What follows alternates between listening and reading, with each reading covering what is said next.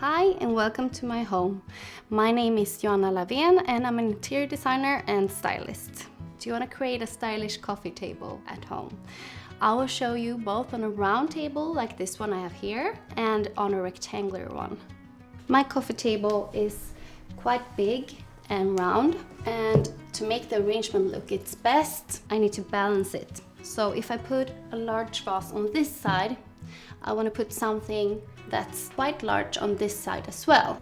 So I'm going to balance these two vases with a pile of books, this stone plate, nice organic touch,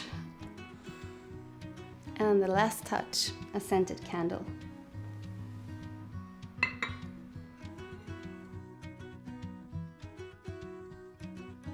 The most common mistake that people make is that they put their display in the center of the table. Instead, you want to divide the table in slices.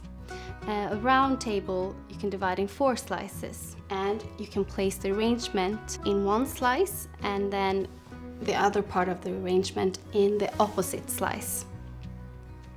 When it comes to a rectangular table, I like to divide it into 3 sections, and I try to avoid to put the display in the center. Like here, I'm putting these vases in this section, the pile with books and the stone tray here, and I leave this empty.